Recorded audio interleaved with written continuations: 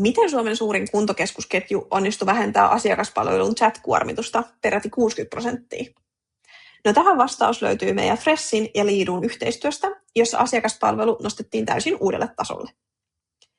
Freshillä oli haasteena se, että heidän tavoitettavuus useissa kanavissa ja asiakaspalvelu oli todella kuormittunut.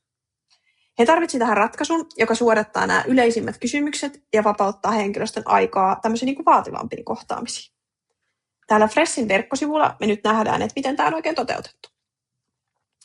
Fresh ei käytä pelkästään näitä tämmöisiä perinteisiä chatbotteja, vaikka toki ne myös täältä löytyy, vaan he ovat myös hyödyntäneet tämmöisiä verkkosivun sisälle upotettavia in-page-botteja, kuten heidän blogeissansa.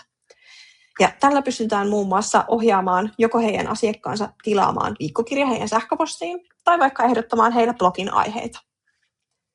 Tämän lisäksi niin he käyttävät myös visual-botteja erilaisiin testeihin sekä myös exit intent-bottia, joka aktivoituu juuri kun se asiakas on poistumassa heidän verkkosivulta ja ohjaa heidät vaikka valmennuspalveluiden pariin.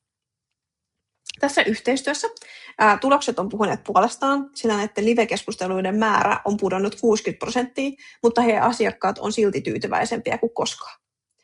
Heidän asiakaspalvelu vastaava niin korostaa sitä, että tämä analytiikka auttaa heitä ymmärtämään paremmin heidän asiakaskäyttäytymistä ja kehittää myöskin niitä heidän järjestelmiä jatkuvasti. Tämä Freshin case osoittaa sen, että kun botti on rakennettu oikein, se on asiakkaalle helpoin ja mieluisin väylä asioida nykypäivänä. Ja jos te haluatte tehostaa teidän asiakaspalvelua ja parantaa konversioita samalla tavalla kuin Fresh on tehnyt, niin ota ihmeessä meihin yhteyttä ja käy lukemassa tämä asiakastarina kokonaisuudessansa meidän verkkosivuilla.